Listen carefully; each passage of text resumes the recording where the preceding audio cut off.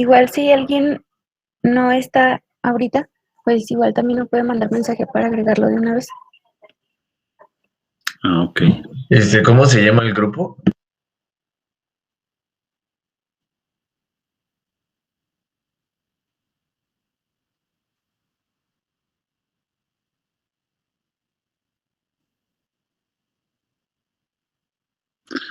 Su compañero César Alejandro no está integrado. Ivania, por ahí comenta.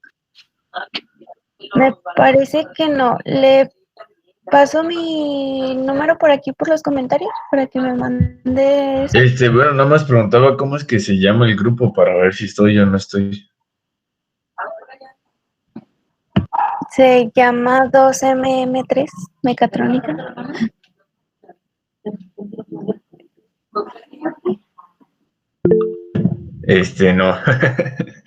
No tiene el 12MM4.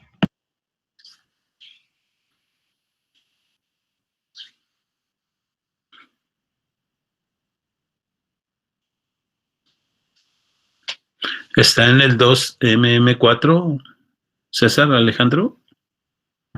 Sí, profe. Bueno, o sea, en el grupo de WhatsApp que estoy. Es el otro de máquinas eléctricas, ¿no? En el otro grupo. Sí. Pero sí, usted está en este, ¿verdad? Sí, sí estoy en el 2MM3. 2MM, sí. Ah, ok. Ok, muy bien. O dejo aquí mi número en los comentarios y ya si me puede hacer el favor de agregarme al grupo de WhatsApp. Ok.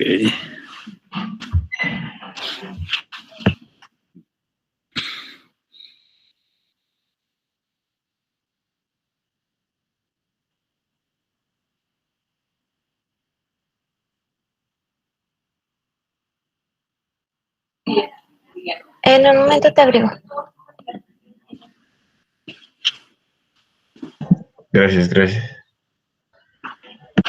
Y no he visto quiénes sí, quiénes no todavía, pero ya tengo ahí sus tareas y toda esa parte.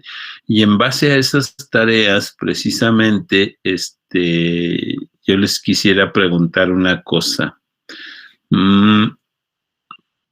Yo creo que voy a tomar la lista de asistencia para ir viendo esos puntos de, de las preguntas, ¿verdad? Y no sé, a ver, la primera que tengo en la lista es Susana Aguilera. No sé si está. Sí, profesor. Ok. Le quería preguntar a usted, por ejemplo, ¿qué fue lo que usted encontró como la parte mecatrónica, los inicios y esa parte? Si recuerda algo de eso. De la parte mecatrónica fue, bueno, primeramente como todo este desarrollo de, pues más bien evolución, ¿no? Desde que empezó la primera máquina eléctrica, que pues estaba como que experimentando con estos efectos de electromagnetismo, de imantación y todo eso, y pues con bobinas y los generadores y todo eso. Y pues creo que la parte más resaltable de la influencia en la mecatrónica pues es evidentemente en la actualidad, ¿no? O sea, como todo ese avance ha logrado que pues incluso haya procesos de automatización y pues de esta forma los productos que utilizamos diariamente pues puedan ser adquiridos fácilmente. Ok, muy bien, gracias. El siguiente es Carlos Arturo. ¿Sí está, Carlos Arturo? Ah, sí, sí está. Ok. Igual, Carlos Arturo, ¿qué te llama a ti la atención de la parte mecatrónica, de su historial y todo, y cómo aparece?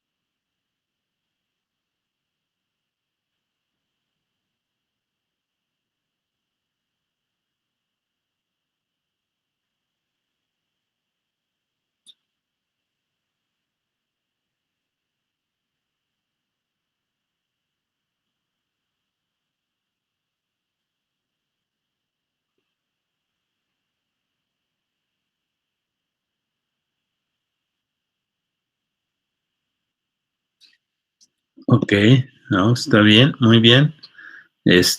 Bueno, ok. Déjenme, escogemos a otra persona. El siguiente es Eduardo Octavio. Eduardo Octavio, ahí la pregunta iría más relacionada con, bueno, ¿sí se encuentra? Sí. Ok, déjenme, permito el acceso a otro. Bueno, ahí la pregunta va relacionada con los servosistemas. ¿Qué son los servosistemas o qué es lo que usted alcanzó a encontrar ahí en las tareas? Bueno, un poco de lo que entendí es que era como un sistema que, bueno, ya un sistema mecatrónico, o sea, que ya combinado como áreas pues de mecánica y de electrónica y de, bueno, podría ser que también de algo de software, que pues tenían como el propósito de que controlar la salida, pues como alguna variable, por ejemplo, que si se quería controlar la posición, velocidad o aceleración, pero como de una manera más precisa, más o menos. Ok, muy bien. Bueno, la misma pregunta, pero para su Eleazar. Eleazar, la misma pregunta. ¿Qué encontraste ahí de los sistemas? ¿Algo diferente a lo que mencionó tu compañero? ¿Sí está, Eleazar?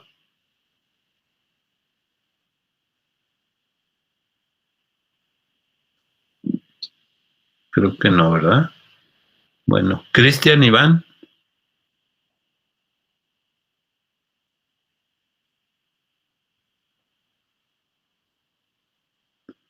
Tampoco, Cristian. Ok, Andrés Carrillo.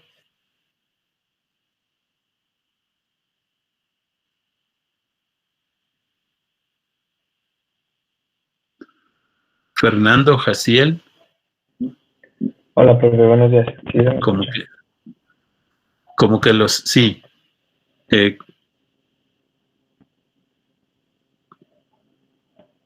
A ver, la misma pregunta. ¿Qué encontró ahí de interesante en los servosistemas?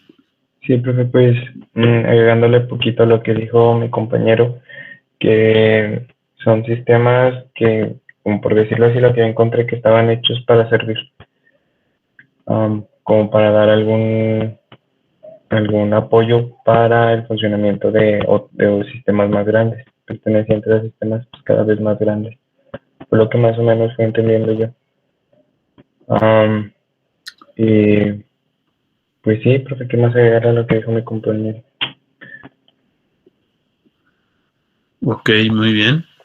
Bueno, bueno, más o menos esa era la idea de ver un poquito, que ustedes conozcan un poquito de la historia, porque es una pequeña introducción de esa parte.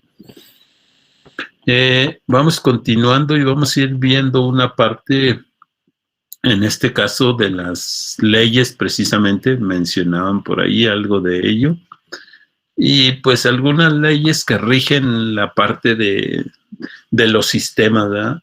Y que pues se conocen en realidad que son las leyes de Maxwell para circuitos magnéticos, pero que implican no solamente las leyes de Maxwell, sino que más bien Maxwell recopiló todas esas partes, todas esas leyes, y a partir de ahí pues y se hace una parte en general, pero que cada uno de ellos, pues, o cada uno de estos elementos que son las leyes, pues fueron creadas por otros, ¿verdad? Y normalmente, ahora también en la actualidad, a lo mejor ustedes, no sé si por ahí ya vayan empezando o vayan pensando por ejemplo, en su trabajo terminal, en TT1 o en la parte de metodología de la investigación, pues ustedes también se van a dar cuenta que en realidad la parte que se menciona o la parte que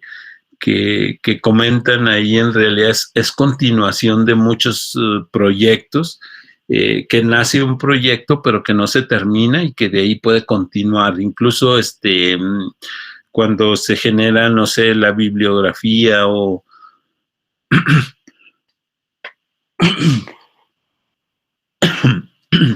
o esa parte cuando se generan de lo que viene siendo las investigaciones y que pueden continuar con esa parte, y es más o menos lo que aquí se presenta como las leyes de Maxwell, ¿verdad?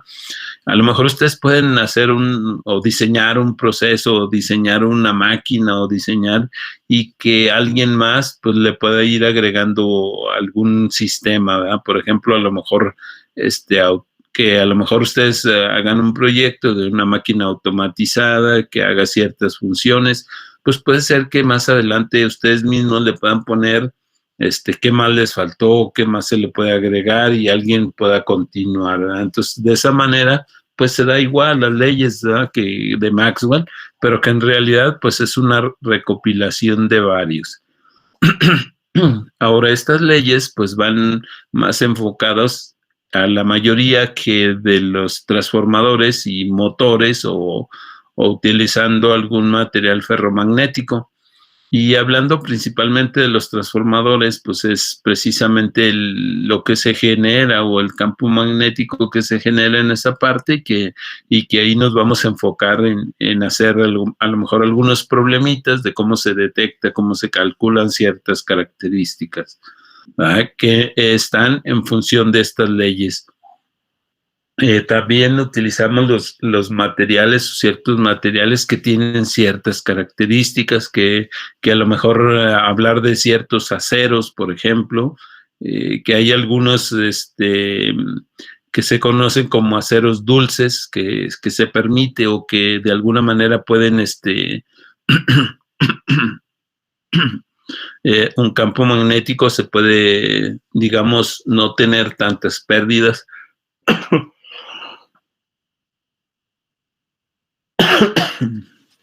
Perdón, no pueda tener tantas pérdidas, o que el tipo de material pueda tener algunas capacidades, ¿no? Entonces, los materiales, pues, ¿cuáles serían los más utilizados en la práctica? Pues depende de sus propiedades, ¿verdad? Y que, por ejemplo, pues se pueden analizar, o se puede diseñar, por ejemplo, un transformador, se puede analizar cuál es la capacidad que pueda tener, o esa parte, ¿verdad?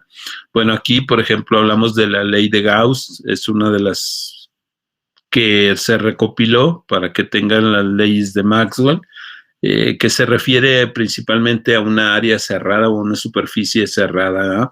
Y que esa parte pues viene siendo a lo mejor un transformador que tiene un sistema cerrado, y que yo puedo tener, por ejemplo, sistemas de control abierto y cerrado. Un sistema de control abierto, el más sencillo es, por ejemplo, que puedas tener un sistema de calefacción, a lo mejor en una habitación, ahí en tu habitación tengas un sistema de calefacción. Un sistema abierto es el que no controla la temperatura, que no tenga un rango de temperatura, por decir un dato, de 20 a 25 grados Celsius, no lo controlas, entonces estamos hablando de un sistema cerrado. ¿Sí?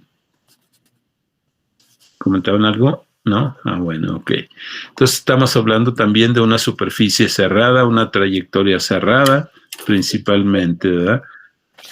La ley del Ampère también, la ley del Ampère que podremos tener ahí. Por ejemplo,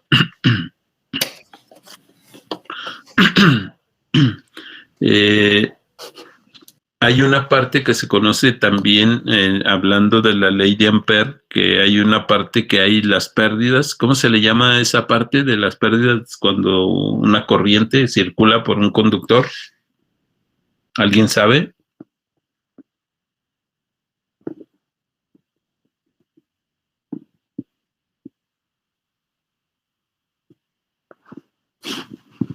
Bueno, el efecto Joule. ¿Alguien conoce qué es el efecto Joule, por ejemplo?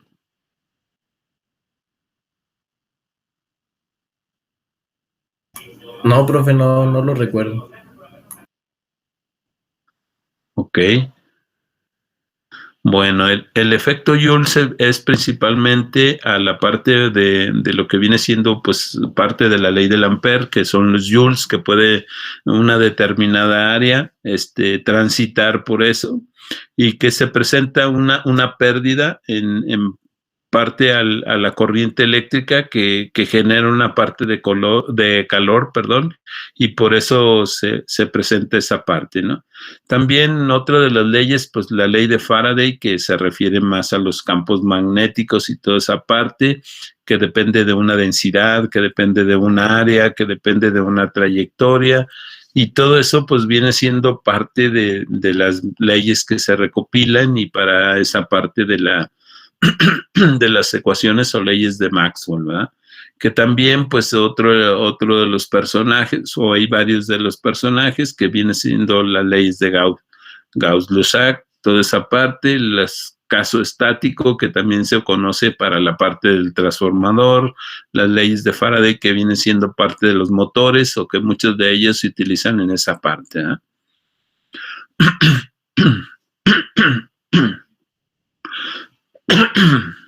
Bueno, una parte que también vamos a ver aquí relacionado con la ley de Faraday es de la inducción electromagnética o la inducción magnética. Por ejemplo, un transformador, un motor, trabaja por medio de inducción.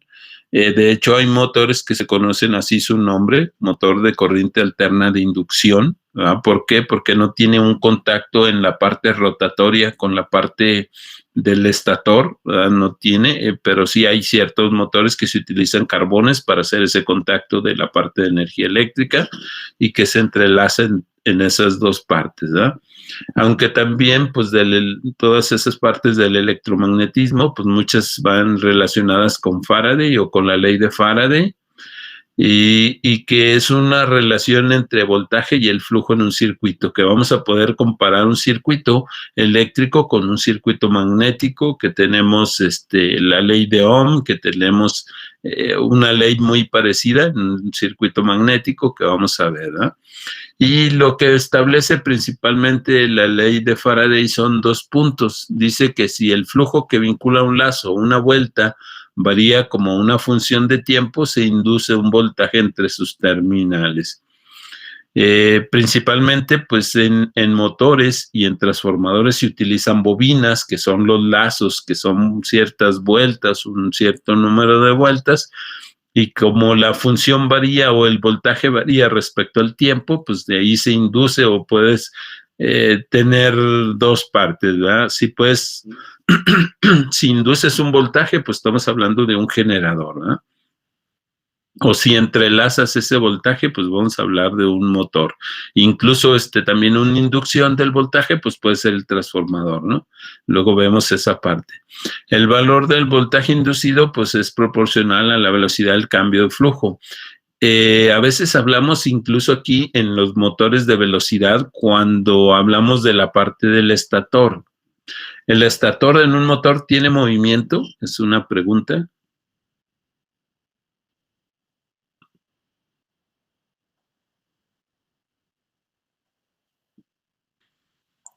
¿No? Por ejemplo, tenemos el rotor y el estator. ¿Cuál de los dos es el que tiene movimiento? El rotor es el que tiene movimiento, ¿no? Así es. Y si yo les dijera que el estator también tiene una velocidad, ¿cuál sería su respuesta? ¿Qué me dirían?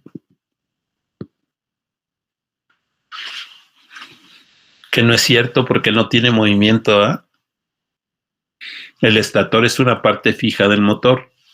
Bueno, pero sí hay un movimiento en cuanto a la velocidad o en cuanto al voltaje respecto a lo que viene siendo la inducción magnética con la parte del rotor. Sí hay una diferencia y también vamos a ver una parte de eso, de que tienen una diferencia y se conoce con un cierto valor, ¿verdad? Una velocidad.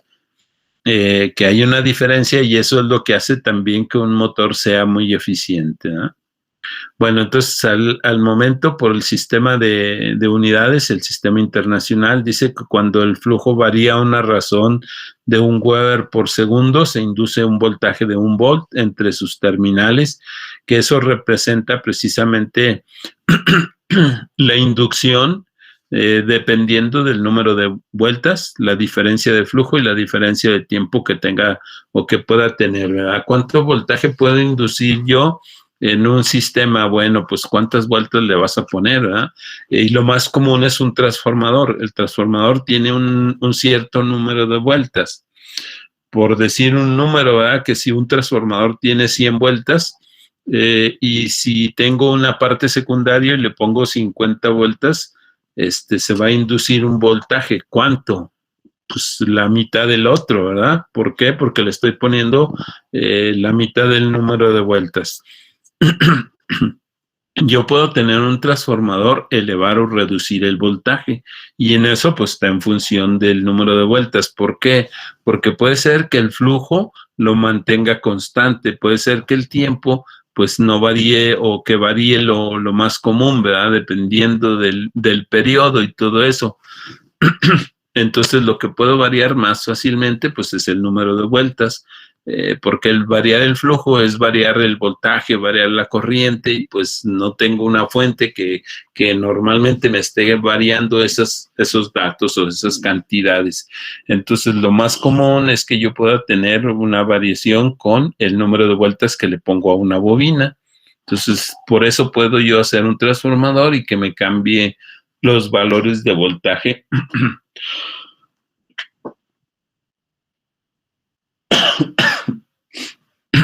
perdón, los valores de voltaje que me los pueda cambiar, elevar o reducir, ¿eh? Y también habla de la inducción electromagnética, de la ley de Faraday, que pues de ahí se generó, pues digamos, varias aplicaciones y estableció pues algunas operaciones que le permiten a los transformadores, ¿verdad?, de conocer cómo es o cómo funciona su sistema electromagnético, ¿eh? Y de ahí pues también puedo yo de alguna manera saber los datos que tiene un transformador, su reactancia inductiva, que ya vieron en circuitos, entonces que también puedo determinar esa parte, ¿verdad? Y pues en general habla también de generadores y motores, de esa parte de la inducción electromagnética, ¿verdad? Pues los generadores pues no es más que una inducción a una base del número de vueltas que yo le pueda poner, ¿no? Y aquí habla de un ejemplo de una bobina de 2000 vueltas o espiras, que también a veces se le llama o se le da ese nombre, que encierra un flujo de 5 miliweber producido por un imán permanente, que el imán es extraído de repente y el flujo en el interior de la bobina cae uniformemente, 2 miliweber en un tiempo de 1/10 de segundo, y de ahí pues que cuánto es el voltaje que se puede inducir, ¿eh? A lo mejor ustedes han hecho experimentos o a lo mejor con un material que se mete en una parte que ustedes hacen una especie de bobina, un alambre enrollado, le meten un voltaje y pueden meter, o puedo yo utilizar un sistema de imanes también, entonces puedo tener un sistema de magnetismo, ¿eh? Les mencionaba, o no sé si les mencionaba por ahí la generación de energía eléctrica infinita.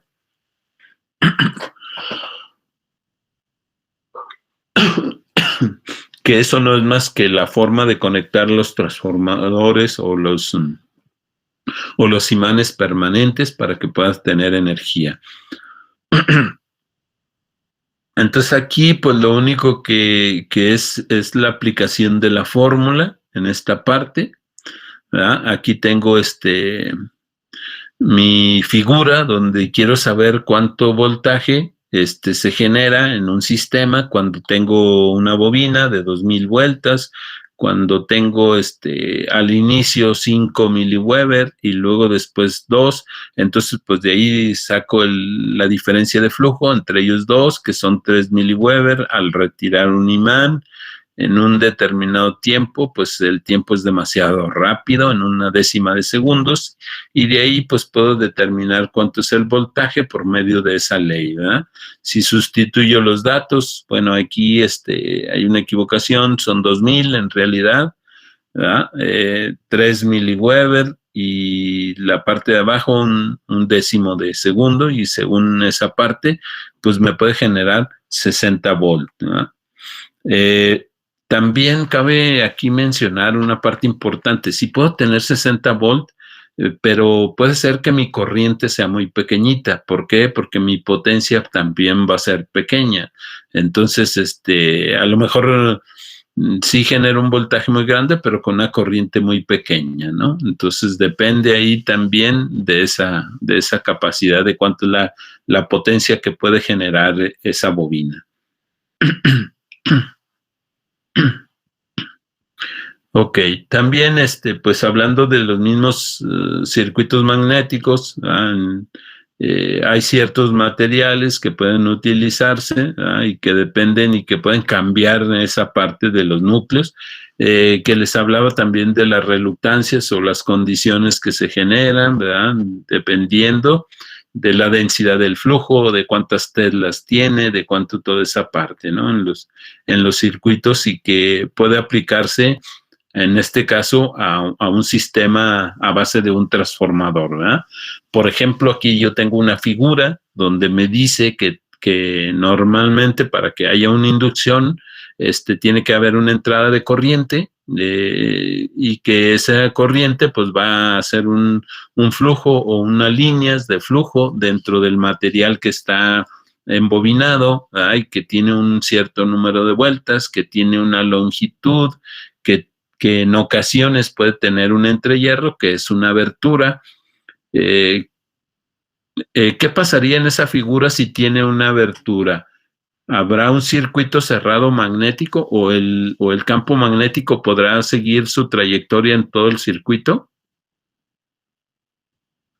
A ver, le vamos a preguntar ahí en base a la lista de asistencia. Me quedé con Fernando Jaciel. Roberto Coronel, en base a esa pregunta, ¿usted cree que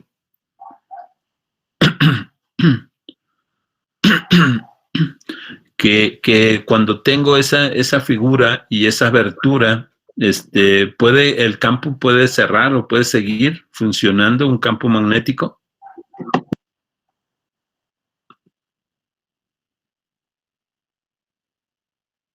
¿Cuál es su opinión al respecto?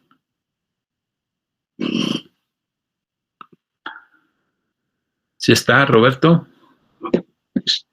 Puede seguir funcionando igual. ¿Por qué funciona si no hay una trayectoria ahí? ¿Qué sucede con ese vacío?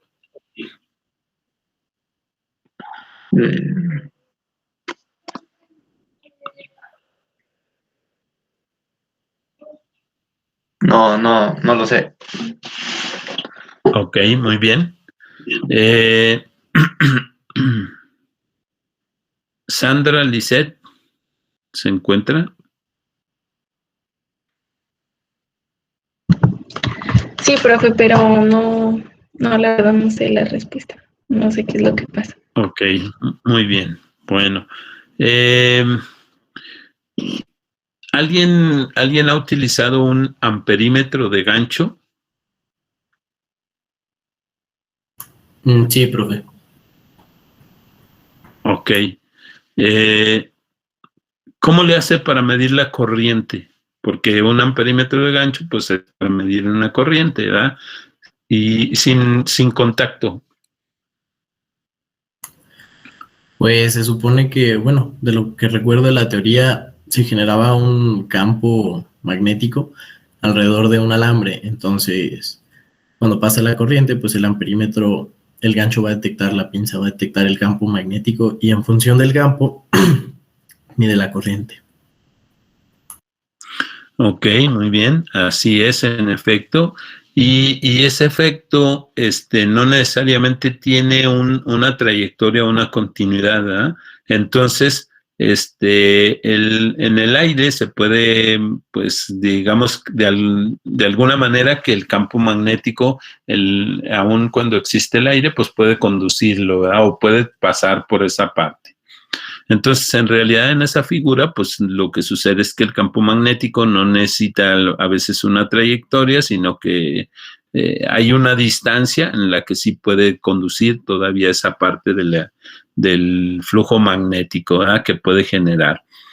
Que dependiendo, pues ahí de la longitud del entrehierro, pues sí puede reducir, aunque también puede aumentar, dependiendo por el campo que se genere, pues se va a desbordar una capacidad mayor a la que pueda tener el área, ¿verdad? Del entrehierro. Entonces también depende del material, de la permeabilidad del material.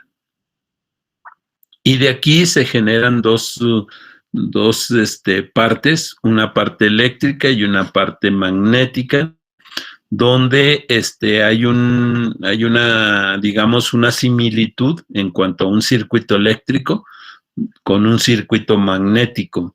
En un circuito eléctrico tengo un voltaje, tengo una corriente y tengo una resistencia, y de ahí pues puedo utilizar la ley de Ohm, o de ahí se utiliza la ley de Ohm, ¿verdad? Y en el flujo también tengo una fuerza magnetomotriz que se conoce, la letra F. Tengo un flujo que va a circular por esa trayectoria y tengo una reluctancia en este caso, ¿verdad? Se conoce como reluctancia a la resistencia que pueda oponer en un circuito magnético, ¿verdad? Y que de ahí pues hay una similitud con un circuito eléctrico y un circuito magnético, y que lo puedo relacionar de la misma manera, y que, por ejemplo, en un circuito, cuando están conectadas las resistencias en serie, pues se suman. En este caso también voy a tener la misma similitud con un circuito magnético con su reluctancia, ¿no? Ok. De ahí, de esta parte, déjenme detener esta presentación para meternos a otra parte.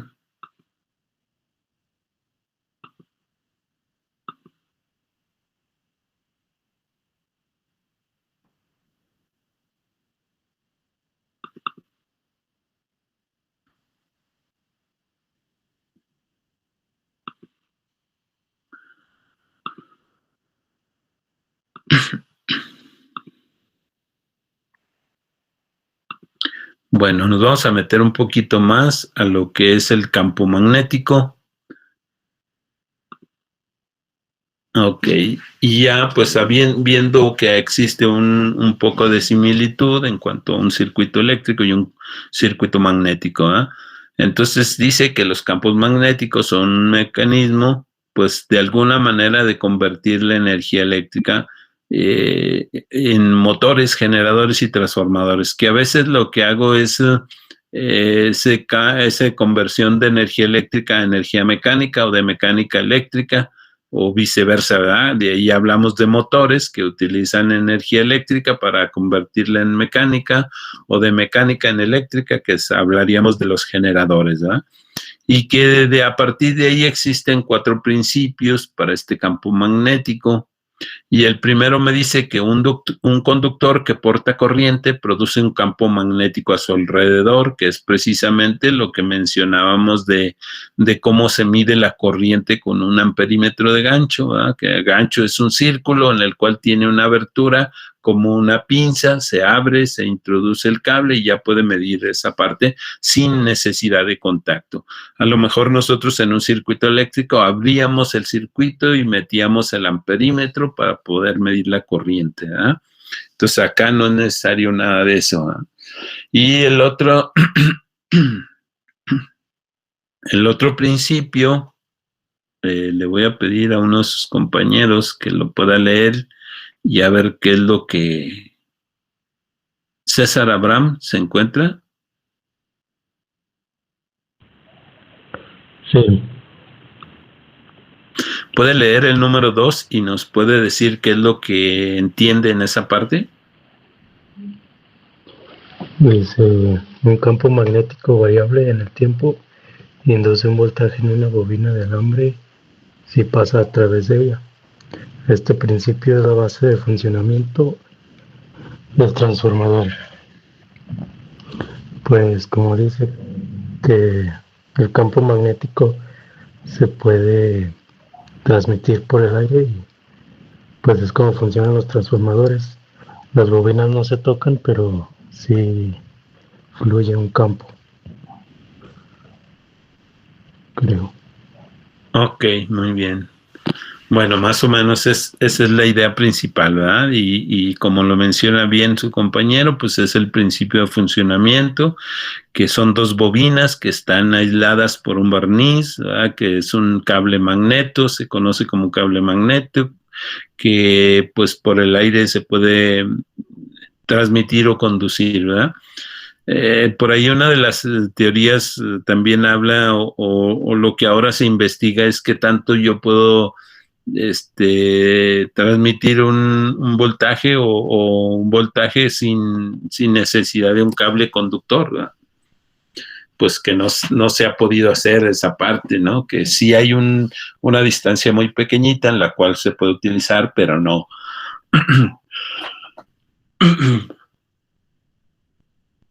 no, no para distancias grandes, ¿no? El número 3 podría ser Ivania, leer y explicarnos un poquito lo que pueda entender. Dice, un conductor que porta corriente en presencia de un campo magnético experimenta una fuerza inducida sobre él. Este es la base del funcionamiento del motor. Pues, en mis palabras, que así, bueno, por ejemplo, en el caso de las bobinas, no sé si se pueda poner ese ejemplo, que, Sí. o sea, el campo magnético que generan el cable, que en este caso sería el conductor, también, o sea, no se queda libre, también presentaría una fuerza. Bueno, más bien también experimenta una fuerza, pero en este caso el campo magnético es el que la induce. No sé si me expliqué. Sí, muy bien, ok. Más o menos esa es la idea de que, por ejemplo, ahí son dos, digamos, dos campos magnéticos que pueden ser y que experimentan una fuerza que es el funcionamiento del motor.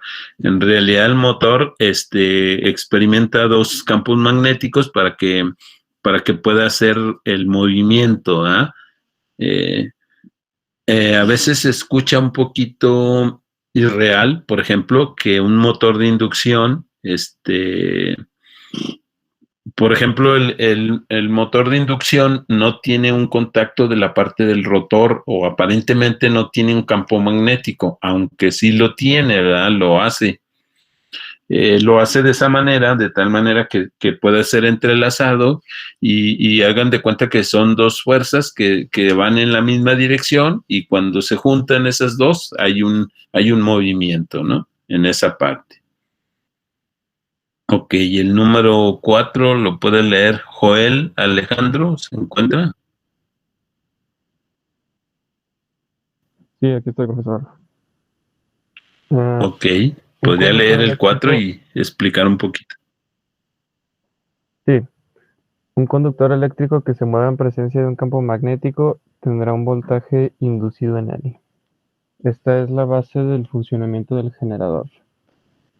Y pues, a lo que yo entiendo, es que, o el ejemplo que yo podría dar, es cuando se tiene uno o dos imanes y se pasa un alambre o un tubo de metal o cualquier conductor por el centro, y así es como se consigue inducir un voltaje, y creo que es la base o fue de los primeros experimentos en pues tener una fuente de voltaje haciéndolo de esa manera, simplemente unos imanes y pasar un conductor a través de ellos. Así es, así es. Entonces, lo que le faltaría nada más al conductor, pues sería movimiento, ¿verdad? Para que pueda ser generado. Les comentaba por ahí que los motores, por ejemplo, de corriente continua o corriente directa, pues tienen esa particularidad de tener, puede ser motor o puede ser generador.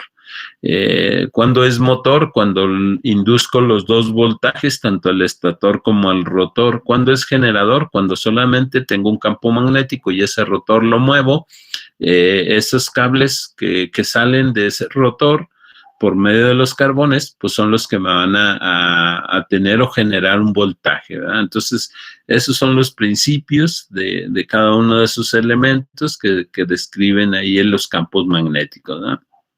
Y también, pues el campo magnético o la producción de un campo magnético está en función de algunas leyes que como vimos la anterior, pues era la ley del Ampère, que en este caso pues se refiere a la intensidad del campo magnético producido y la corriente que esté o a lo largo de la trayectoria que tenga, ¿verdad? Entonces, para producir la intensidad del campo magnético necesito una corriente y si tengo un campo magnético y una trayectoria determinada, pues de ahí y puedo saber cuánto es en realidad la corriente que puedo tener, ¿verdad? A la diferencia de lo largo de esa trayectoria. Y pues como ustedes ya conocen, pues los amperes o las unidades de que mide la corriente, pues son los amperes, ¿verdad? Para en este caso, el valor de la intensidad del campo magnético, pues depende de cuántos amperes y cuántas vueltas tiene, ¿verdad? Entonces son las unidades para entender esa parte del significado, ¿verdad? Y luego, pues también que puede tener un núcleo rectangular de un cierto devanado con un cierto material de hierro o ciertos materiales ferromagnéticos que pueden tener o producir un campo. Igual regresamos a la figura del transformador, donde aquí pues la anterior figura no mencionaba de una sección transversal o que se tiene que considerar cuánto es el área o cuál es el área que tiene ese circuito magnético, ¿eh? Aquí habla ya de la longitud, del flujo, del número de vueltas, de la corriente y de la sección transversal o de una área que tiene que tomar en cuenta. Y en eso se basa pues la ley del Ampère y de ahí pues se determinan ciertos valores. Para la corriente pues ahí se toma también en cuenta, como mencionaba acá anteriormente, de la entrada, que depende la corriente que está y el número de vueltas, de eso depende para producir un flujo magnético, ¿verdad? O cuánto es la intensidad de ese campo magnético, y de ahí se puede derivar pues ciertas corrientes cuando se sustituyen otros datos, como viene siendo el esfuerzo o la parte de la corriente que puede producir en este caso un campo magnético o la relación que tiene la intensidad con la densidad del flujo, ¿verdad? Que son dos valores diferentes, donde aquí va a entrar precisamente los espacios vacíos que puede tener con la permeabilidad magnética del material. Entonces se maneja cuánto es la intensidad de campo, cuánto es la densidad que va a producir ese flujo y dependiendo del material que utilice, qué permeabilidad magnética tiene, y de esa manera yo puedo determinar los valores a los que voy a estar implementando. La permeabilidad en este caso se maneja para varios y el primero, que es una constante, es el espacio libre, que se conoce como aire, y se denomina ese valor como la permeabilidad del aire, o permeabilidad, a veces también se le llama permeabilidad del vacío, pero que en realidad viene siendo la parte del aire cuando no el conductor, o cuando el conductor está hueco o tiene una abertura en esa parte, ¿no? Entonces ese valor hay que grabarlo bien, 4pi por 10 a la menos 7, que es la permeabilidad del aire, que siempre se utiliza cuando hay un hueco, ¿eh? Como fue la primera imagen del transformador. También ahí menciona de una permeabilidad relativa que está en función del material que se determina y del aire que tiene, y entonces de ahí se toma una relación que existe.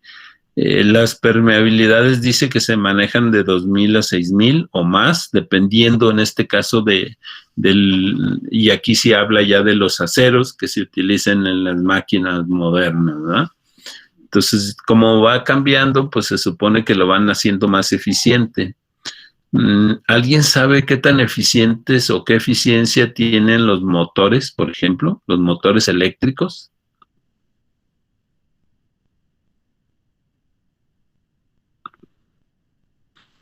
¿Alguien me puede decir qué eficiencia tendrá un motor eléctrico?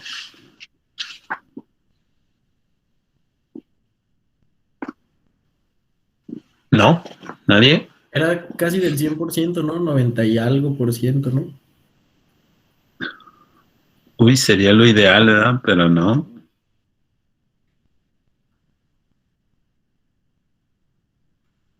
La eficiencia de los motores está en 85%, los motores comunes.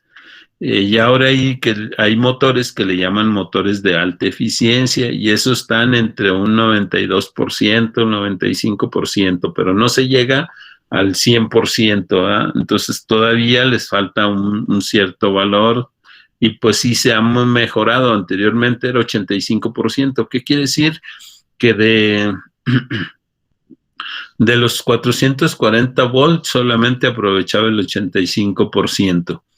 ¿Qué pasa con el resto? ¿Qué sucede con un motor cuando solamente tu eficiencia es del 85%? ¿Qué le sucede al 15%? Se disipa en calor. Exactamente, ¿verdad? Esa energía se transforma en calor y por eso es ineficiente ese motor a esa capacidad. Bueno, ahora ya pues ya llega al 92% por ahí, ¿verdad? Entonces aquí puedo determinar también la densidad de flujo en función de la intensidad del campo magnético y de la permeabilidad, aunque también puedo utilizar el número de vueltas, la corriente y la longitud para poder determinar esa densidad de flujo, ¿verdad? Y determinar de cuánto es el flujo en función, en este caso, de la densidad y del área que tiene, ¿verdad? La diferencia del área, si el vector es perpendicular al área, si la densidad del flujo es constante, todo eso se reduce precisamente a esta fórmula. El flujo lo voy a conocer por medio de la densidad y por medio del área que pueda tener ese material, ¿no? Y que pues de ahí se genera otra fórmula que puede, sustituyendo la densidad, pues puedo determinarlo con la permeabilidad, con el número de vueltas y con la corriente y la longitud y determinando pues obviamente el área de la sección del núcleo, ¿eh? Aquí también los circuitos magnéticos de una bobina, de un alambre conductor enrollado magnético, pues es un cierto voltaje análogo, un cierto valor, ¿verdad?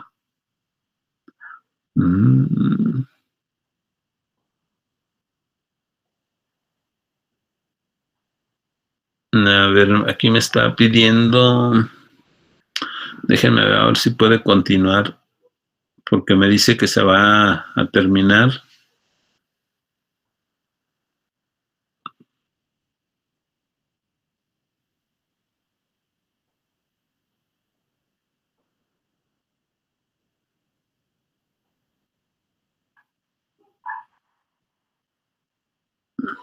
Bueno, que se va a tardar unos 4 minutos, nos va a dejar fuera y luego continuamos, ¿no? Ok, entonces aquí pues volvemos a la analogía de un circuito eléctrico con un circuito magnético, donde se compara que el voltaje en un circuito eléctrico es muy parecido o es igual a una fuerza magnetomotriz que tiene un circuito magnético y que la corriente pues tiene una cierta relación, el flujo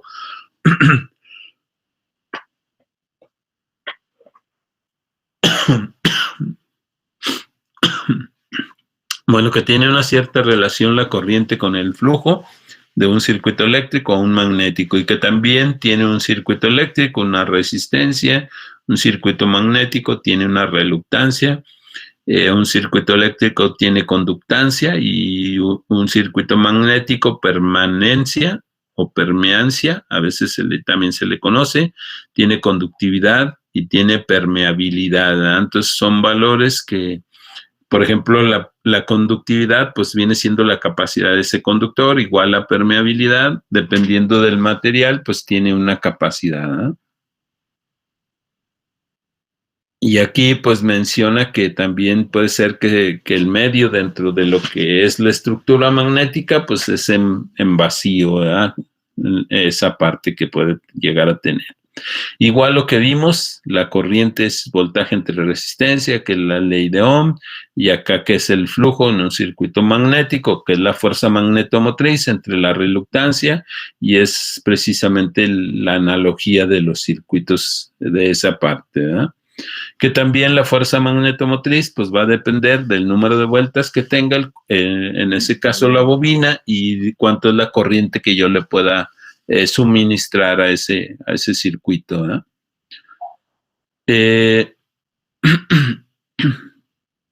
Igual la fuerza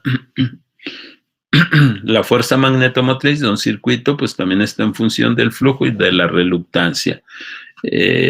Aunque pues esa parte del número de vueltas y de la corriente me puede dar la fuerza magnetomotriz, ¿verdad?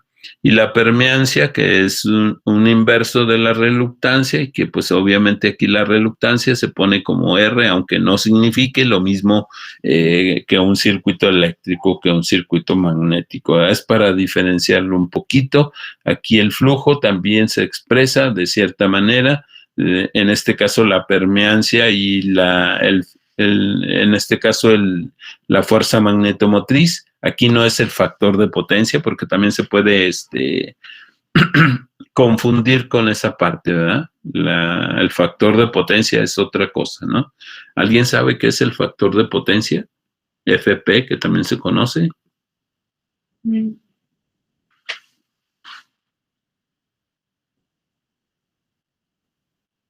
Que ya lo vieron en circuitos, el factor de potencia, el triángulo de potencias. ¿Qué viene siendo el factor de potencia?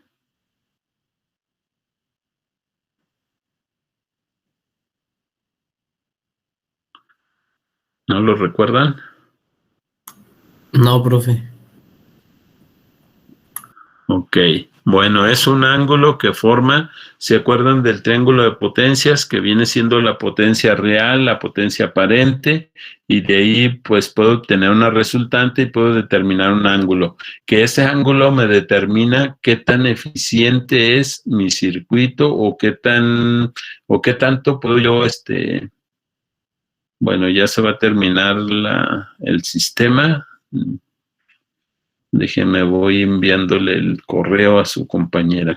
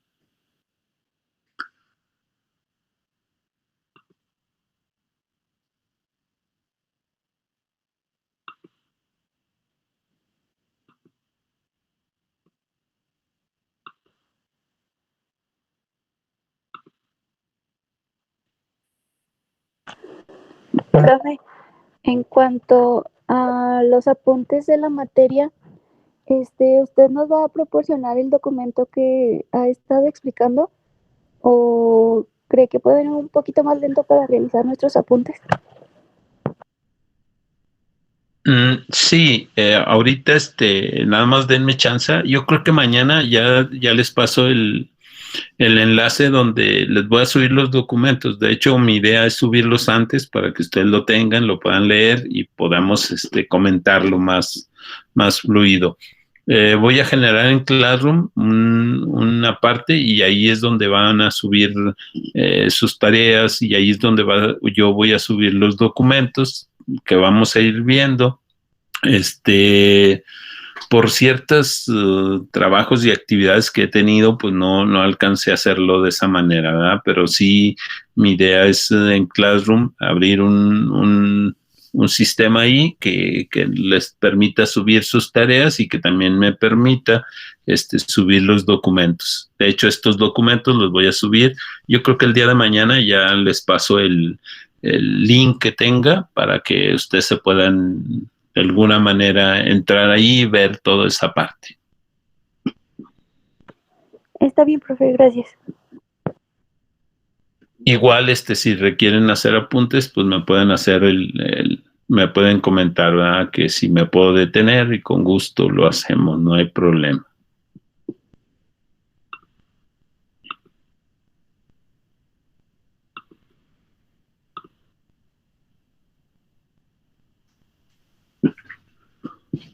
Bueno, entonces estábamos con lo que era el flujo de la fuerza magnetomotriz. Igual regresamos aquí.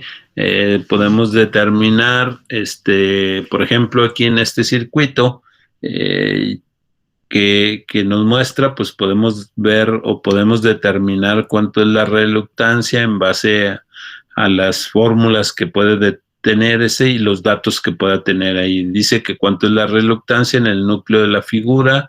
Si el núcleo del flujo está dado por la ecuación que tiene ahí, que es el flujo, la intensidad del área, o que puede suplirlo por ciertos valores y conocer la reluctancia en base a varias fórmulas, y que va a estar en función de la longitud, de cuánto es el área y cuánto viene siendo parte del material, ¿verdad? De lo que pueda tener. Y como les comentaba igual, en un circuito magnético también la reluctancia obedece las mismas reglas de las resistencias en cuanto a la conexión, ¿verdad? Que si están en serie, pues se suman, que si están en paralelo, pues es una combinación de una ecuación y de ahí se obtiene el dato, ¿verdad? También habla de las permeancias en serie y en paralelo, que son las mismas que las conductancias eléctricas, ¿verdad? Igual, los cálculos en el flujo que se obtienen utilizando el circuito magnético y que en el mejor de los datos o la aproximación más real están dentro de un más o menos 5% de un valor real. Ese más o menos 5 ustedes ya lo saben porque midieron resistencias que tienen más o menos 5 o más o menos 10%, ¿verdad? Bueno, entonces también existe un número, dice, de razones para que ocurra esta inexactitud inherente. En este caso me quedé con Joel, Alejandro fue el último, ¿verdad? Entonces, Ana Jacibe, ¿puede leer el número 5, por favor? Sí. El concepto de circuito magnético supone que el flujo está conado dentro del núcleo, lo cual no es cierto. La permeabilidad de un núcleo ferromagnético es de 2.000 a 6.000 veces la del aire, pero una pequeña fracción del flujo escapa del núcleo al aire circundante, que es de baja permeabilidad. Este flujo que sale del núcleo se denomina flujo disperso y es de gran importancia en el diseño de las máquinas eléctricas. Gracias. Ok, aquí habla pues que se supone que un flujo que no tiene el mismo valor, y eso se da principalmente porque se conoce como un flujo disperso o que sale de la parte del núcleo, que incluso cuando hay un espacio vacío, también hay una parte de flujo magnético que sale, pero que puede regresar al sistema. Ok, la número 6, Miguel, Pedro.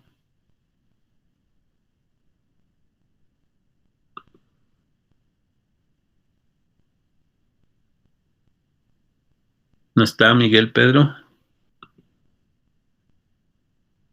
Luis Carlos Guerrero.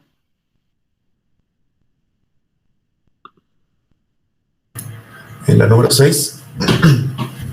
Sí. En el cálculo de la reluctancia se supone cierta longitud media y una sección transversal del núcleo. Esta suposición no es muy adecuada, especialmente en los ángulos de los núcleos.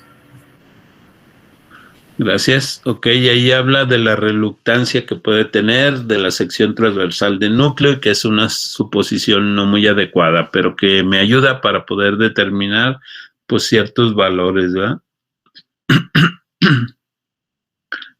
Emanuel Alejandro, ¿puede leer el 7 si se encuentra?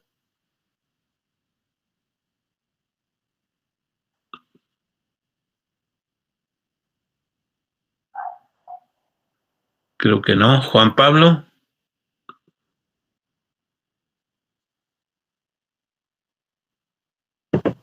Sí, profe. En los materiales ferromagnéticos la permeabilidad varía con la cantidad de flujo que existe desde antes en el material.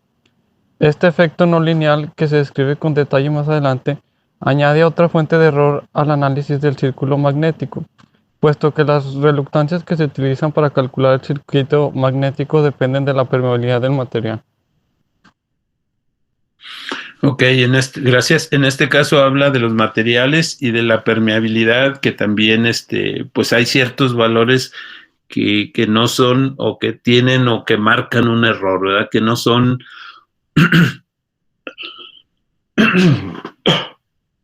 que no son ciertos valores reales que pueden tener, ¿verdad? También dice que en el supuesto de un recorrido del flujo en el núcleo existen entrehierros, que es lo que vimos en la parte de abertura, que puede tener, que igual la mayoría no tiene entrehierros, ¿verdad? Que el entrehierro se puede a lo mejor generar en un motor, más no en un transformador, ¿verdad?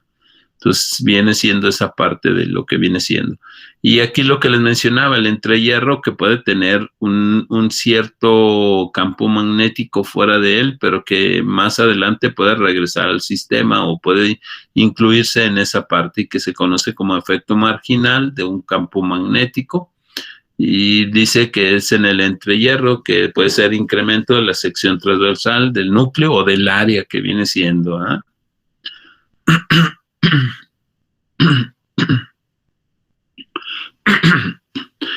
También menciona que puede corregir toda esa parte por medio de fuentes internas o de la longitud que recorre, ¿verdad? La longitud física de las áreas y todo eso que nos puede. Entonces esa parte, pues más bien se los dejo para que ustedes lo puedan leer, ¿verdad?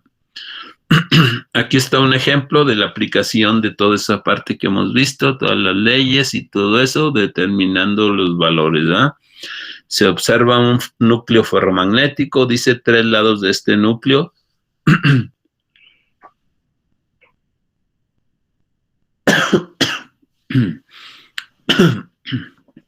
Tienen una anchura uniforme, mientras que el cuarto es un poco más delgado.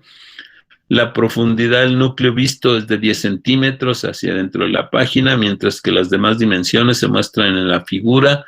Hay una bobina de 200 vueltas enrollada sobre el lado izquierdo del núcleo. Si la permeabilidad relativa es de 2500, ¿qué cantidad de flujo producirá una corriente de 1 ampere en la bobina? Entonces, ya aquí es la aplicación de esas fórmulas dependiendo de... Ok, aquí yo necesito determinar esos valores. Déjenme, les comparto otra parte.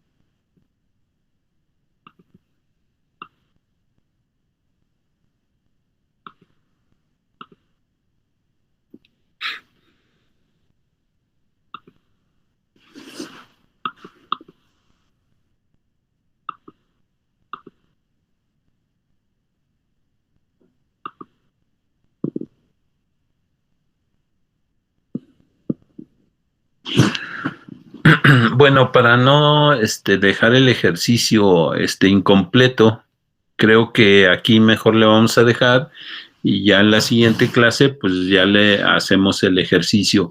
Igual nos vamos a conectar en una otra tabla que también les voy a pasar el link, que viene siendo esta de Jamboard de máquinas eléctricas, donde pues aquí puede uno escribir o puede uno poner datos, poner figuras aquí en esta parte, y de aquí, aquí vamos a poner los problemas y aquí ustedes van a tener acceso para ir revisándolos y repasándolos. Tiene solamente 20 páginas, ese va a ser el detalle, que se terminan las 20 páginas y hay que volverlos a borrar nuevamente. Entonces, les voy a pasar el link para que ustedes se puedan meter y revisar esa parte, y luego ya que lleguemos a las 20 páginas, lo grabo y lo mando como PDF al Classroom, ¿verdad? Ok, entonces aquí le vamos a dejar, nomás permítanme pasar la lista de asistencia. Susana Aguilera. Presente. Carlos Arturo. Ok, Eduardo Octavio. Presente. Ok, Eleazar Asensio. Cristian Iván.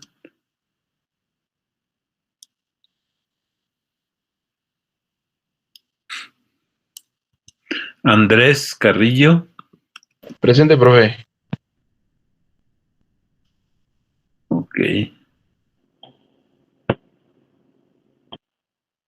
Fernando Jaciel. Presente, profe. Aquí está. ¿Sí se escucha? Roberto Coronel. Sí, sí se escuchó. Roberto Presente, Coronel. profe. Ok. Sandra Lisset. Presente. Ok. César Abraham. Presente. Ok. Ivania Alejandra. Presente. Ok. Joel Alejandro. Presente. Ok. Ana Jacibe. Presente. Ok. Miguel Pedro.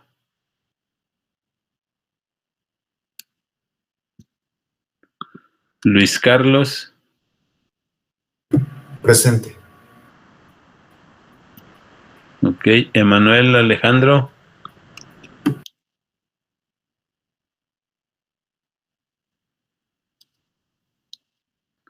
Ok. Juan Pablo Hernández. Presente, profe. Ok. Paulina Rubí. Presente, profe. Ok. Sandra Lisset.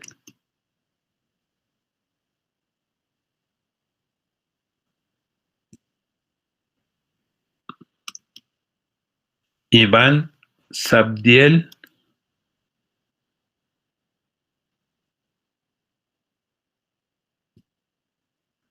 Laura Elizabeth.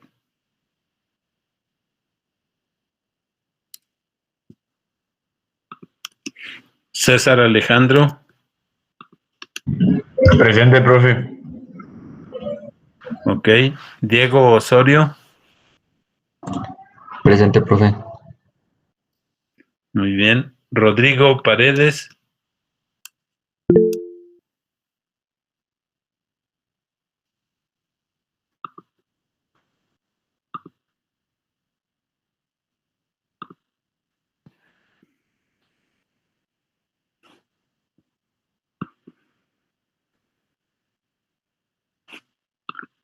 Ok, déjenme nomás aquí. Kevin Javier. Presente, profe. Ok. Jesús Ediberto. Presente, profe. Ok, muy bien. Por ahí para Iván Sabdiel ya le puse la asistencia. Irving Adolfo.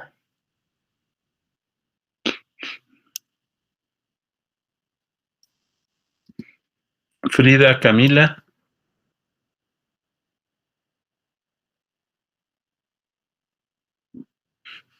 Carlos Robles. Presente, profe. Ok. Francisco Rojas. Presente. Muy bien. Isis Vianey.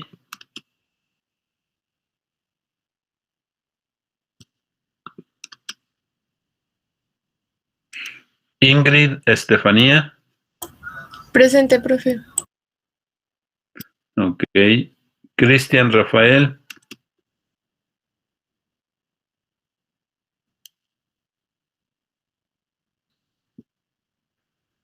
Abner Isaac. Presente, profe. Ok. Disculpe, profe, Y creo que Esteban Torres. ¿Perdón? creo que ya no me escuché. Soy Ramírez Torres. Ok. A ver, déjeme ver. Ramírez Torres. Ok. Muy bien. Esteban Torres.